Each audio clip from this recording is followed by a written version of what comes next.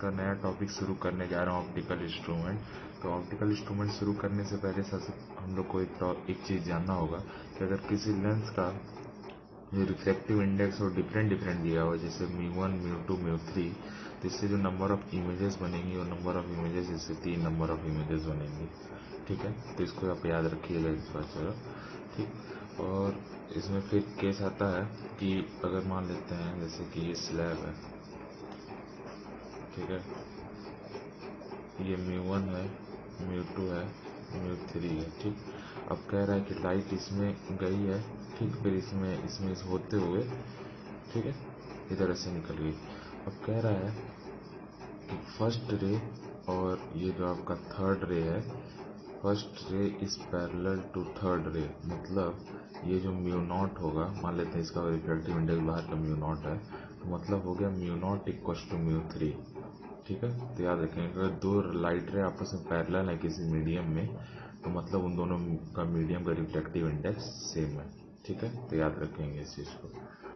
तो हम लोग अब यहाँ पे ऑप्टिकल इंस्ट्रूमेंट शुरू करते हैं। तो ऑप्टिकल इंस्ट्रूमेंट सबसे पहला आता है आपका सिंपल माइक्रोस्कोप। सिंपल माइक्रोस्कोप में जान रहे होंगे एक लेंस होता है, ठीक है, डी क्या है, जो डिस्टेंस ऑफ इमेज है, ठीक है, जो फाइनाइट डिस्टेंस ऑफ इमेज, अगर इनफाइनाइट बनता है तो इसमें वी मानते हैं, अगर फाइनाइट डिस्टेंस पे इमेज बनता है तो उसको हम लोग डी लेते हैं ऑप्टिकल इंस्ट्रूमेंट में।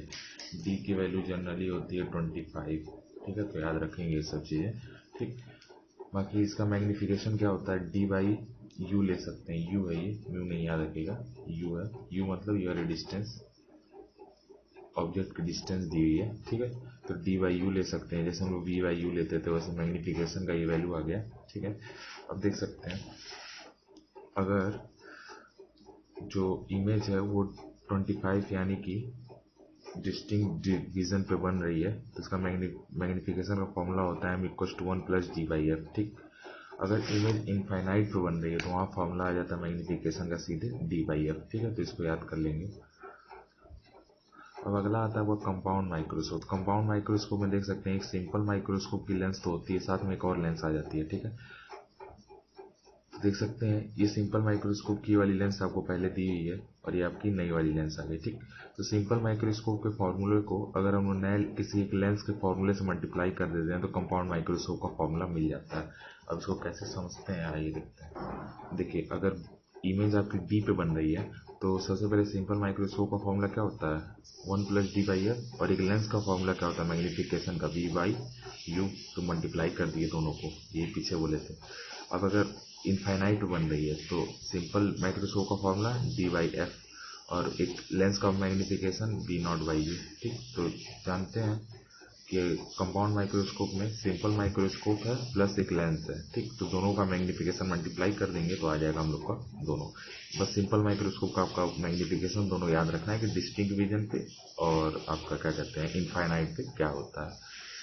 और यहाँ पे एक और क्वेश्चन आता है सिंपल कंपाउंड माइक्रोस्कोप में कि कंपाउंड माइक्रोस्कोप की लेंथ कितनी होगी, तो याद रखेंगे v0 + μe मतलब आई पीस से इमेज की दूरी, फर्स्ट इमेज की दूरी, और जो आपका लेंस है उससे आपकी फर्स्ट इमेज की दूरी। ठीक है, तो दोनों को अगर ऐड कर देंगे तो हम लोग निकल जाएगा।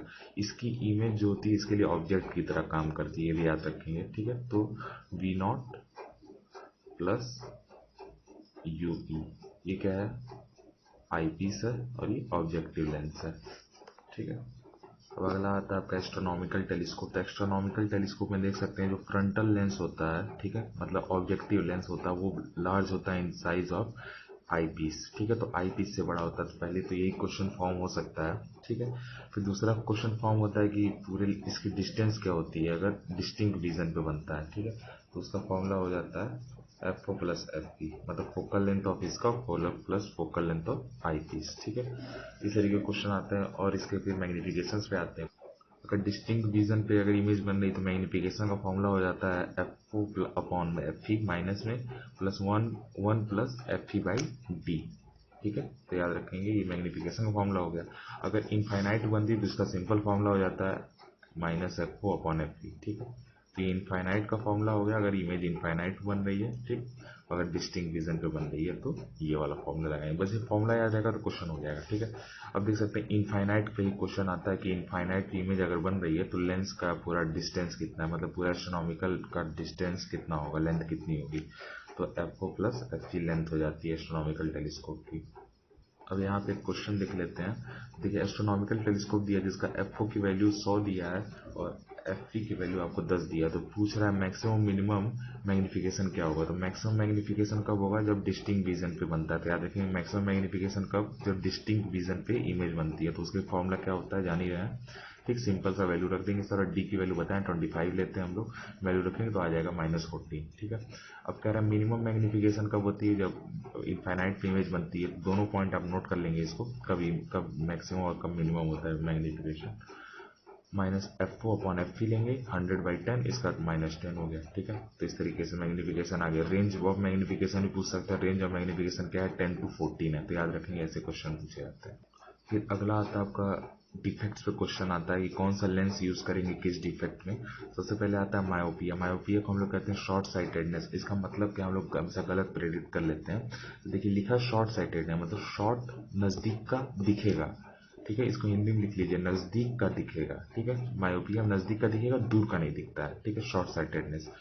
अब देखिए हमेशा पहले सपोज करेंगे लाइट दूर से आ रही है, ठीक है। तो दूर से आ रही है, अगर पहले कंजर्व हो जा रही है, ठीक है, तभी ना दूर का नहीं दिख रहा है। अगर सही जगह कंजर्व होती तब तो दिखता ही। दूर से आ रही है, पहले कंजर्व हो जा रही है कि तभी ना दूर का नहीं दिख रहा है। तो एक ऐसा लेंस लगाएंगे जिसको डाइवर्ज करेगा, तो थोड़ा डाइवर्जिंग लेंस लगाएंगे तो आगे जाके फोकस होगा, ठीक। अब यही सेम टू सेम केस हाइपरमेट्रोपियम देख सकते हैं आप, फार साइटेड है, मतलब दूर का दिखेगा, ठीक है। अब देखिए दूर से लाइट आ रही हो तो यानी सही कंजर्व हो रही है, जो पास की लाइट है वो पीछे कंजर्व हो जा रही है, ठीक है। तो पास की लाइट अगर पीछे कंजर्व हो जा रही है तो उसको पहले कंजर्व करने के लिए कन्वर्जिंग लेंस लगाएंगे, ठीक है, कॉन्वेक्स लेंस लगा देंगे तो पहले कंजर्व हो जाएगा, ठीक। याद रखेंगे ऐसे दूर से जैसे जैसे आगे बढ़ती जाएगी, जो फोकल जहाँ फोकस होने का है वो बढ़ता जाएगा, इस तरीके से याद रखिए।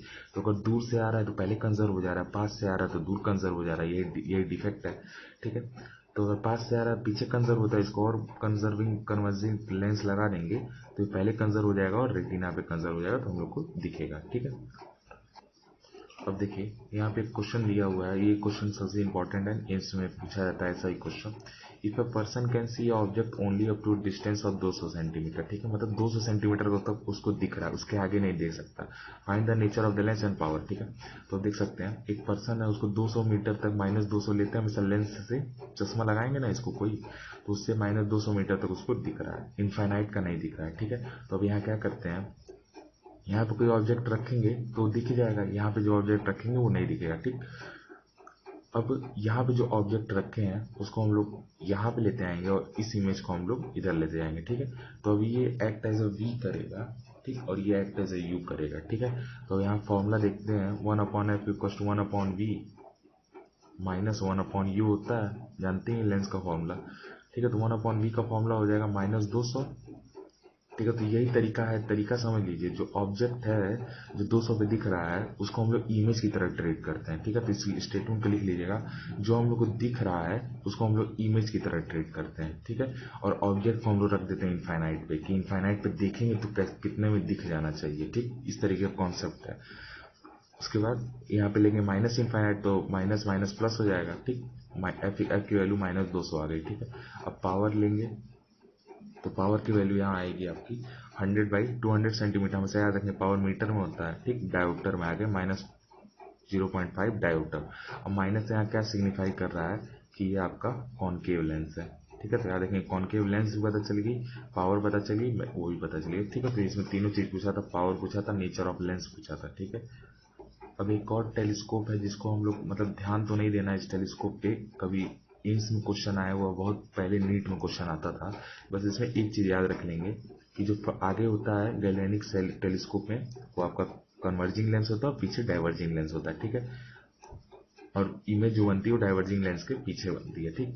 तो ये स्टेटमेंट आप एक बार रीड कर लेंगे और ठीक है। और इसका अगर लेंस का मतलब इसका टेलीस्कोप का अगर पूरा लेंथ पूछता है तो एफ ओ प्लस एफ वही फॉर्मूला लग जाएगा, ठीक है। तो ये सिंपल सा है, आपको एक बार बस ध्यान में रखिए, क्या पता इस साल भी क्वेश्चन आ जाए, क्योंकि इस साल जान ही रहे एम्स और नीट कंबाइन हो गया है, ठीक है। तो यहाँ पे चैप्टर खत्म हो तो हो रहा है ये। अब नेक्स्ट चैप्टर हम लोग शुरू करेंगे आपका वेव ऑप्टिक्स।